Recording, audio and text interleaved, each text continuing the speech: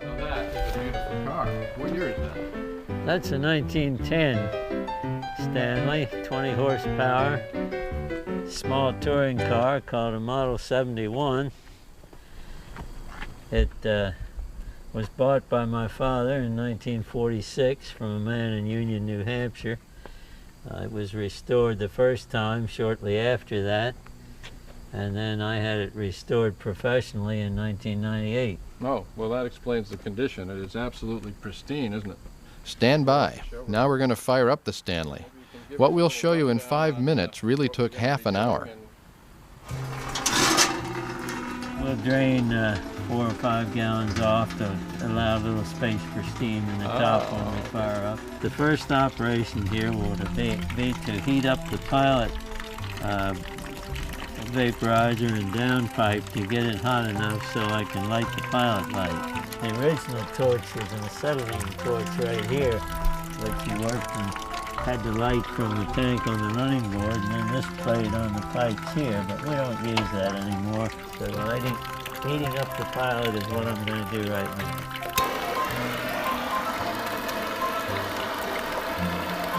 Now this heating up, you actually do this before you turn the pilot on. Yes, that's right.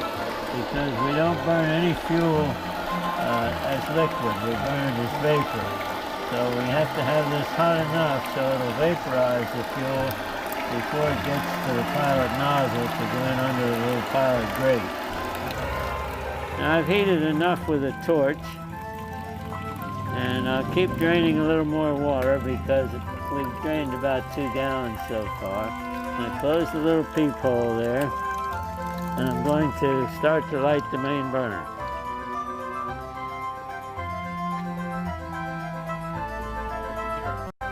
Well, it hasn't actually lit yet. You can see little jets. We're about to switch over to kerosene. We're closing the firing up valve here, starting with the main burner valve. And you hear the burner a little bit stronger. As we're feeding fuel to the main burner, we have to pump fuel pressure to keep enough pressure in our little pressure tanks to feed the burner. So the gauge shows we have about 100 pounds now, and we'll do a little pumping here to pump that up to something over 120 or about 120. You really can start to see that steam pressure valve starting to move. Pressure's going up pretty good, isn't it? Yeah, it's picking up fast. Now, when we get to about 400 and we're almost there, we usually close the throttle, shut the fire off, and things are getting quiet. So it's only the pilot burning now.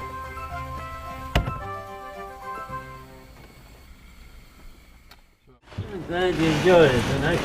The last thing we do is blow the boiler down. What exactly is involved in blowing down, and what does it mean?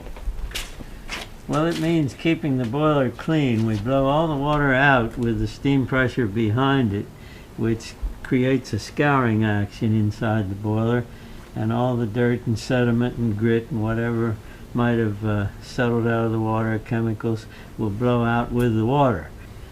So this is a pretty dramatic event we're about to see, isn't it?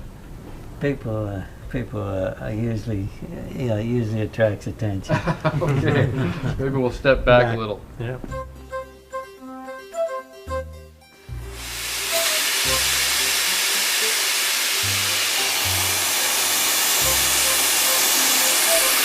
Once again, we're taking an event that lasts 5 minutes or more and compressing it. To give you a frame of reference, if you've ever been to an air show and heard the jet fighters kick in their afterburners, then you have some idea of the deafening roar generated by blowing down a steam car. The term hair-raising certainly applies. Now, if you notice the sound change there, that was when the water was gone and it was dry steam. So what's left in there is nothing but dry steam. There's enough there to back the car in the garage, but not a whole lot more. And since we use them so infrequently, we blow every time. But if we were using the cars every day, we'd probably blow about twice a week. Well, that was pretty amazing. Ear splitting. Yeah, it's not the best place to be right out here. But I can still hear you after all these years. Don't have to show you we have enough to back in. Why, we have about 300 pounds. But that doesn't mean we go very far because, as I say, all the reserve is gone. The reserve was in that water that we blew out.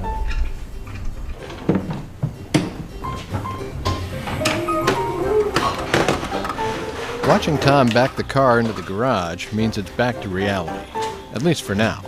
But don't worry, there's more where this came from. Tom, thank you so much. We had a great time. Oh, you're welcome, Joe. Thank you, Tom. Enjoyed the ride. Alan, you're welcome. It was a really good Joe, day. Thank good you. to have you.